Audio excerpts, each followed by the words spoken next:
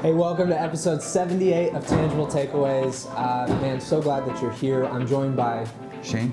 And we're going to be cooking something special today. What we got, Shane? Well, today I have a snack I like to call the Sourdough Delight. Sourdough Delight. All that and more on this episode of Tangible Takeaways.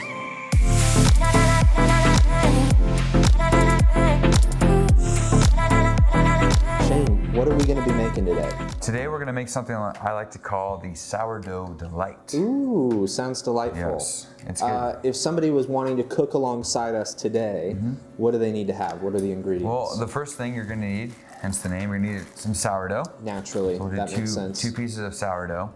And I have two options because I know a lot of people are fans of cottage cheese, but that is a good base layer for one option, which I love. And then we're gonna have some diced tomato with also some slices of avocado. Wow. And at the end, depending on if you do the cottage cheese or not, I have my wonderful blend from Kinder's. This is a local special where I'm from in the Bay Area of Northern California. So John Kinder has a lot of great sauces and blends, but this is good just to kind of sprinkle on top. Yeah, it's just salt, pepper, and garlic. Are you sponsored by Kinder's? I am not, and hopefully this video will allow us to become sponsored. Okay, yeah. You're hoping. Fingers crossed. Okay, great. Well, what's step one? Where do we start? Step one, I think we should start toasting some bread. So we'll do the two toasts right here. Try to find some good pieces that don't have too much. Oh, look at that, perfect. No holes. So we'll put them in this toaster right here. I've never used this toaster oven, so I don't know how long we should do it, but that's kind of like our time frame. I was thinking you're nuts for the way you put those in, but then I realized they're too wide. They won't fit. So one side, we might need to flip and do a little warmth. So while that's cooking, I did wash the tomato. Nice. Avocado didn't wash. So we're gonna kind of dice the tomatoes. Okay, so first, give me a starting spot and then help me. All right, so what I'm gonna take this chunk off first because no one likes the end. You don't want the end. And there's still a little bad stuff on that one, but anyway, we'll put those to the side. So to dice a tomato, you want to kind of go almost all the way down, Jackson. Okay. But not all the way, right? So you're gonna kind of just do that. Not a full cut. Yeah, not a full cut. And you kind of do it a few times, but you know, it's nice little cuts, right? Okay, here, let me get You want to try some of the end? Get a try so kind of go near the end. I wasn't going all the way down, but we'll make it work. Okay. Okay. And you're gonna cut near to the end of it, and then we're gonna go the opposite way, kind of making that checkerboard. This way? Yep, now go that way. Okay, and I'm going down. Do you want me to go all the way to the end? Or Yeah, try to go, more to the end. A little bit more. Yeah. How regular of a snack is this sourdough delight for you, Sean? If we have sourdough in the house, I think it's more, and cottage cheese, because that's my favorite for it. It's on the regular? Yeah, it happens a lot. I left that one too big. Oh, well. That's okay. And then, so same thing. Also not to the end. Not to the end, but close to it. And then I'll show you, we'll flip it over, and then we'll dice that tomato. It's okay. Thank you. Kind of hold it together, so we'll make it work. You eat this on the regular. Yeah. Like how many times a week? Is this a once a week thing? No, like I said, if there's sourdough. So I mean, I could probably go through this bag within a week. I mean, I love sourdough. Wow. Like, it sounds bad. And you like sourdough specifically in this combo? Yeah. So we're gonna kind of hold this together, so I'll help you hold it. My apologies. Yeah, I mean, I love the sourdough flavor, the crunch. You could do many things with sourdough, I think, you know. But this is just a kind of a fresh way. I know we're still kind of in the cold season, but you know, spring's coming around, and this is a good fresh snack. It fills you up. Cottage cheese has a lot of good protein. Just the avocado and the nutrition, so the tomatoes are good. And what do you say to people who are like... So we're pretty good on that one. That's looking good. Let's try this one. So now, flip it on its side. Okay. And you already got some dice going on. Oh, got a little the bread. dicing. I'm gonna put the bread back into the other side. So now go I'm this just way. going all the way down. To dice that sucker, yeah. And so I'm gonna kind of heat up the bread again and it's feel a little warm, but kind of give it some side. This is feeling bad. It's okay. We're just gonna, it's you know, it's looking good. Feeling like maybe some of our Tangible Takeaways viewers are going to be judging me for this one. It's okay. They can judge all they want. I'm going to tell you right now, this is harder than graham cracker peanut butter ganache. Yeah. But it's going to taste better too. Yeah, thank you. There's more work to it. I'm looking forward to it. So what would you say to people who are not big fans of the cottage cheese texture? Would you say, hey, you haven't given it enough of a try? You know, yeah, because I got enough dice there. To be honest, I started eating cottage cheese only a year ago. Oh, okay. So I'm really new to it, and I was like, this is actually pretty good. That's enough tomato. Okay. Yeah.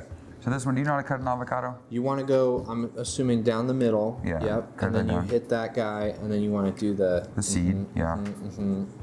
Okay, so hopefully pop Now it you got open. to do the twist. Okay. And then you can kind of just whack it. Whoa. And then do a little pull out the seed, pull that on the side.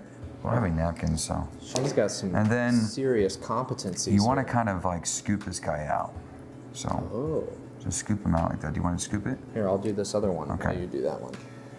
So we'll scoop So it. I'm It'll going kinda- around the edge here. Yeah, try to make it as whole as possible. Okay. And then near the end, you This can is kind easier of, than the tomato. yeah, and you kind of push out with the end. So with that, so we'll do small slices on this one. Kind of give it that nice restaurant look, you know. Restaurant look, Shane. Depending on where you go, right? Oh, This is probably Oh. not the best off knife the cutting board. for this, but it's what we are given. I like it. You know, they look like little, you know, half moons or a green rainbow. I don't know. Okay. That's not allowed in the kitchen. It's okay I was though. trying to get it over there. I know. But yeah, just so the- the it's just the slices. skins. That's pretty good, right? The slices. Okay. Okay, so now our toast looks pretty good. We're looking We toasted. don't really have a plate, so this bread got a little kind of weird, right? It's okay. Everything's going on the bread anyways. Yeah, I don't have another napkin though. Is there a napkin back here? I don't want to put this in there. Oh, there's a napkin right over there. Are we allowed to leave the set? I'll get you All one. right, we'll leave the set.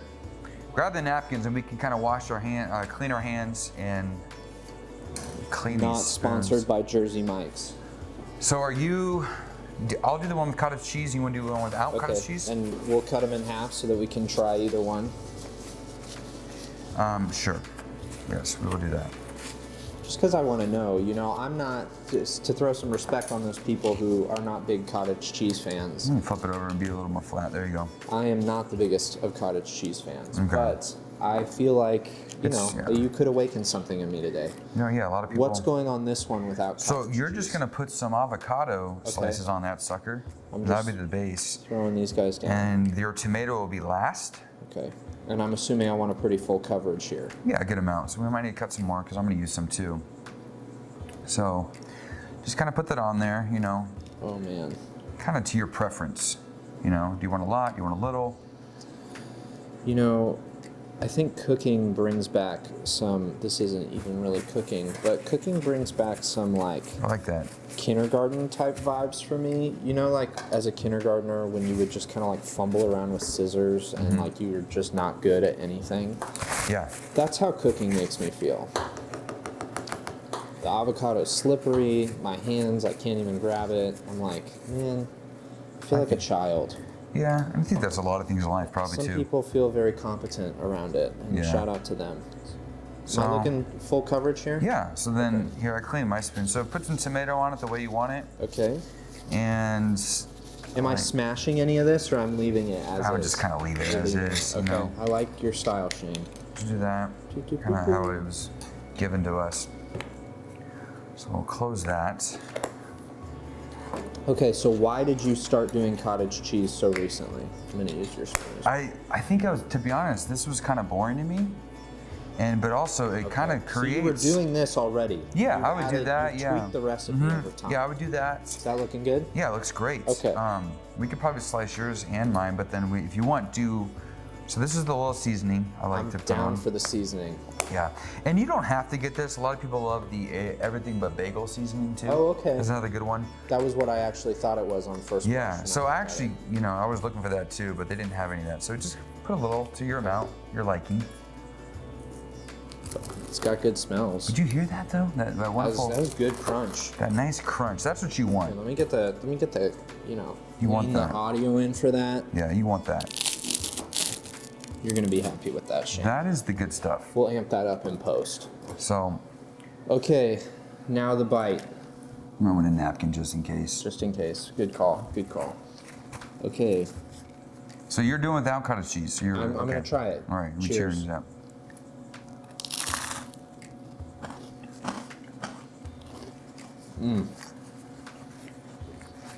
That's good. Do you want to try one with Yeah, cottage I cheese? do. That seasoning, that's a humdinger right there. Yeah, it's a good one. It brings out the best of the tomato, I think.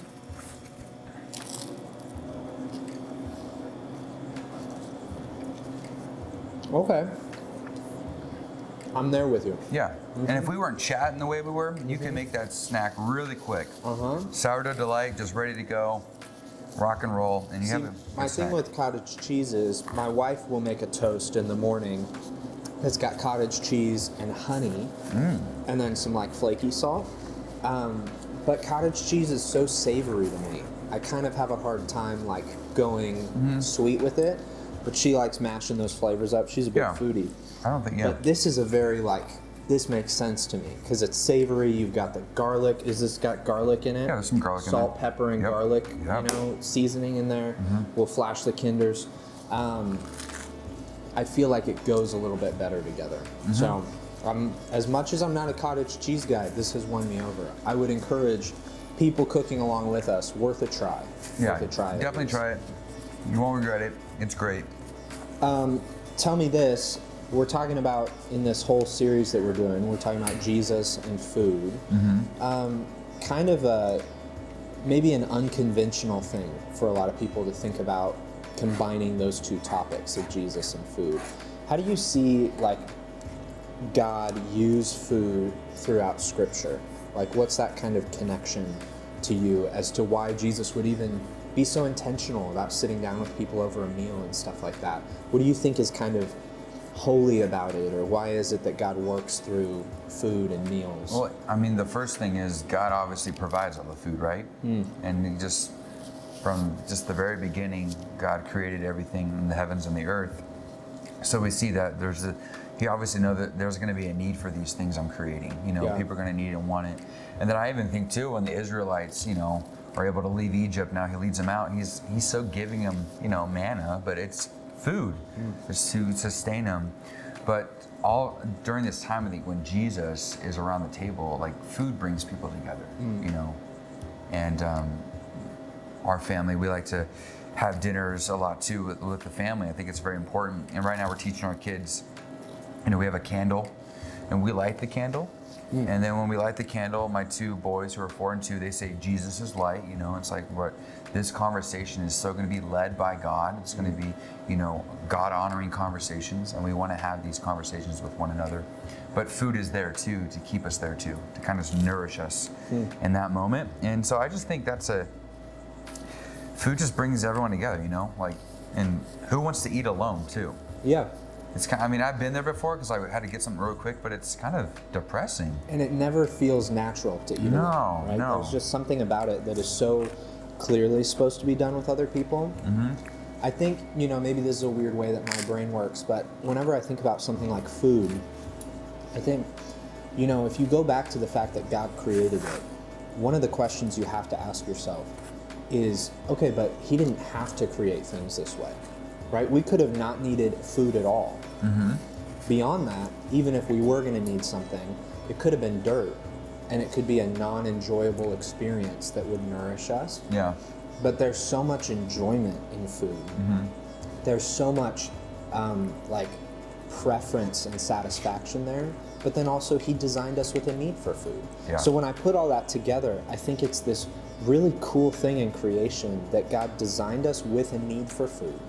I think that's because he wants us to remember our need for him and our need to be provided for, that I'm not self-sufficient, right? If he made me without any need for food or water, I would be pretty prone to think, I'm pretty self-sufficient. I can kind of do whatever I want, however I want.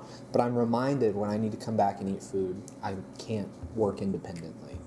But then on the other side, when I get to explore all of my preference and I do or don't like cottage cheese, and wow, you add the seasoning and it like creates this explosion of flavor with pretty normal flavors Basic here. Things. And tomato and avocado and cottage cheese, but then that seasoning brings all this stuff out of it. It's this great reminder of God's artistry and his creativity and how he creates. So I think you've got this really cool convergence around food. But then the fact that people are there, it's like, of course Jesus is going to want to be there. Oh, yeah. And you're a youth pastor, you know, if you're going to throw any youth event that you want kids to be at. Oh, we got yeah. I tell them ahead of time what kind of food's going to be there, what kind of drinks we're going to have. And then I'll even say, hey, bring us your best dessert to share with others, you know, because it's fun too, because then they get to express like, hey, I made this, you know, and these are the ingredients. Yeah. And so people kind of like, they all come to the table too with what they brought as well, and they're excited. Yeah. Food brings people together in a powerful way. Yeah. And then when you look at this example of this story, I think it's a kind of complicated one that we're evaluating this weekend, where you've got Mary and Martha, and it doesn't, I think when we read it today, it just seems like Mary's like checked out or lazy maybe, and maybe that's why, you know, we have a hard time just saying like, yeah, it was Martha's in the wrong, you know, we have a hard time going there because we have such a productivity driven society. And I would say the question to ask from this, what I hear a lot of people say, having grown up in church and stuff like that, I'll hear people say, oh, I'm more of a Mary or I'm more of a Martha. It's like, no. The question that this story brings up is not which one are you more of. It's just where are you a Martha? Everybody's a Martha in certain areas of their life. So where would you say, Shane, you're a Martha? What are some of those things that you're like, man, I can kind of get distracted with these things or become really consumed with them? I think kind of in her situation, but not when the guests are there. I mean, we recently just had you and your wife over with your little boy Hezzy, but I'm getting better. Normally, I'm like, I gotta have everything perfectly ready for our guests, whether it's one person or 5 people or 10 people. But now it's kind of like, no, let's just enjoy the people's company. If you're still kind of getting something ready, it's okay. Let them kind of come in the mess with you. And that's what Jesus is doing. And, you know, Mary's the one saying, hey, just come on in. Like, this is us. This is real life. Yeah, you know, we didn't have anything ready. I'm not trying to be perfect around you. Like, I am kind of a mess. So it's kind of, I think they're in different areas we could just kind of be busy or distracted. And kind of the way Pastor Todd did, I was kind of gearing more of being distracted. Yeah. And so sometimes we want to put on that we're perfect. Our home looks like a Joanna Gaines catalog. But let's be realistic, you know, you're acting like you live like that. You really don't on a daily basis. Yeah. But I think it's okay to bring people in, you know, that environment. You know, it might seem messy to you, but it's also just normal. Yeah. And I think Jesus is like, hey, like, are you here to impress me or to be with me? And I think that's what we need to think about too when we bring others to the table. Pastor Todd said, hey, like, invite that person to your home. Yeah. And let them kind of join in. I think we made pizza at our house, so like, we have one oven, right? We don't have all these pizza ovens, so it's like you and Sky were eating a little bit, and then we're still making our kids pizza, and then we're all just kind of conversing and talking, and I think that was more enjoyable than just trying to be perfect. Along the way. And I think when we try to dial that presentation all in, that can really be a huge hindrance to us actually living out missionally around the table and saying, who can we invite? Because if inviting somebody over to the table is this huge production and it's this big process as a family, then we're probably not going to do it as much as we should. Yeah, exactly. And so I think simplifying it and saying, man, it's not all about pretending to have it all together or pretending to have all these pieces, but man, it is entirely about the actual act of breaking bread together. And that is so doing life together, because it's not performative. It's not all of this like beauty and show. It's, no man, this is just essential life. Like, I'm gonna pass out if I don't eat at a certain point. Like, I just have to eat. And so let's be real with each other and allow the table to be a real place instead of this place where we kind of put on this facade. Yeah, and I think it's what you just said. It can stress you out, and then you don't even want to do it. Yeah. It becomes more of a burden to invite people over and a hindrance, and then you're missing that opportunity. It's like, you're just like, well, all this has to be lined up. And it's the same way. It's like, you just need to come to Jesus, you know what I mean? Like, just, you don't need to do X, Y, and Z before you go to church. Or before you bring someone over. Just invite them. It's so simple. It's a text now. I mean, man, you can copy and paste what you did to the last group we came over. Just change their name, hopefully, right? And send it. It's so simple, but we make it so complicated because we think that they're gonna like think differently of us because our house is not perfect.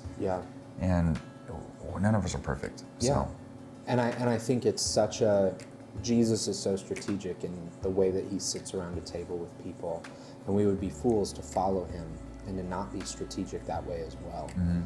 So what would you say are some ways in your life that you have kind of mitigated or reduced those distractions, right? For me, you're talking about having people over. I'm also thinking about, dude, just my to-do list. Like the stuff that I got to get done, it just stacks up so much for me. And I get stressed and like, okay, I got to go and I got to get this done and I got to get this done. And I just wonder, like, how is it that you have kind of approached simplifying or being still before Jesus and being able to recognize who you're around? Mm-hmm. To be honest, I mean, it's been praying about it, because I think when I had that issue, I was making this an idol of like, I want to be perfect, I want to be, for everyone to present something. But I had to really pray about it, because I'm like, wait, this is an idol. And if I'm claiming to be a follower and worshiper of Jesus and God, like, I need to stop that. I need to switch this. And so I think just praying over it, and then just by little bit, like allowing someone to come over and realizing like, we didn't really clean up the family room. There's some toys out, or there's some laundry that was half folded, and then it's still in the basket there. But I'm like, yeah, this is us, And I think when those moments kind of happen, like, okay, we're just slowly, letting this happen, and we're not slobs, right? Yeah. But it's okay to bring him in the messiness, and you're kind of just like, hey, it's okay, Yeah. Because obviously we want to present ourselves well and do things in a wonderful, high capacity way. But I think it also shows others that you're not perfect. And like, hey, just come on to my house. And then it becomes an easier option for you just to invite people over on a regular basis. Or there's just dropping in for a cup of coffee, or just stopping in just to hang out and talk. And there's going to be, instead of closing the door and keeping them on the front porch because you don't want them to see that laundry pile in the corner, but you can just bring them in. You're like, yeah, this is my kid's laundry. I'm still folding today. You know? I don't know. And that should, I think, be a huge goal from this series, is to make more normal in our lives. Having people over, doing that, inviting them into those spaces.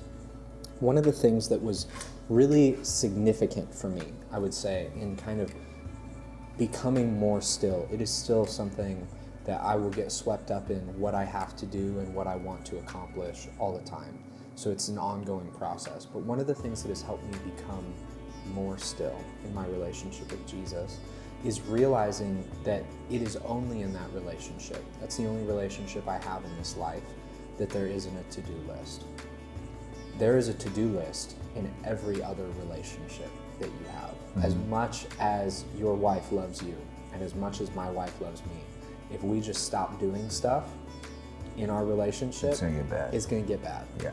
As much as your kids love and adore you, you're going to become a deadbeat dad really quick if you just stop showing up, stop doing things.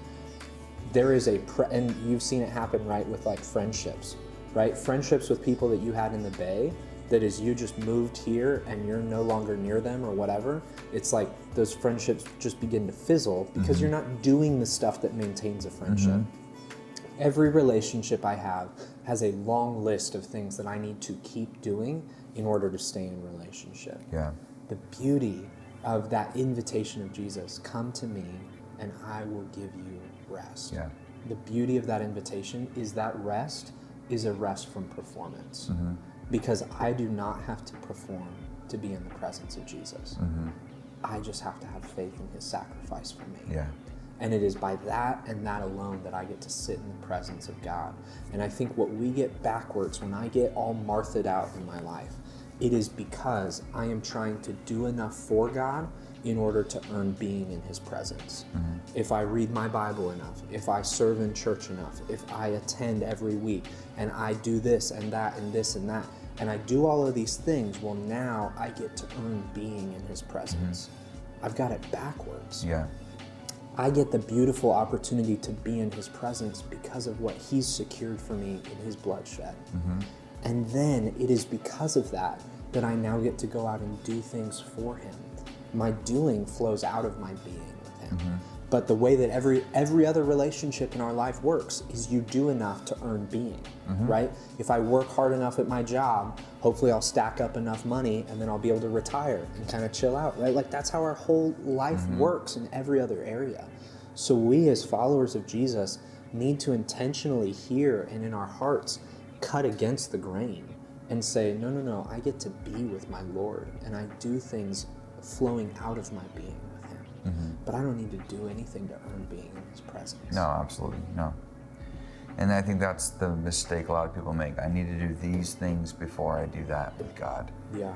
And it's like, no, it's like you said, it's all backwards when you think like that. Yeah.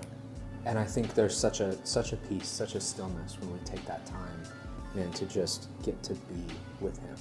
That's where that rest is. That's where, Jesus, the literal translation of what Jesus said to Martha in this story was that Mary had chosen the better meal.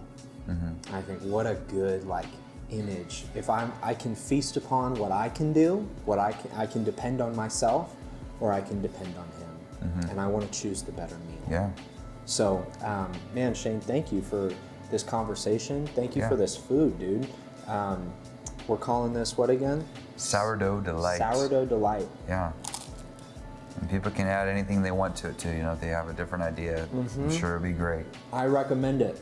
Give us some variations that you might add to Sourdough Delight. I'm gonna give it 4.5 stars.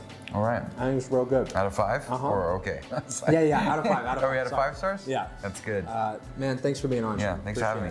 Thanks for watching this episode of Tangible Takeaways. As always, don't forget to like the video, share it with a friend, comment some variations of Sourdough Delight. There, are you pro cottage cheese or anti? And don't forget to subscribe so that you get future videos as well. That's all for this week. We'll catch you guys next week on Tangible Takeaways.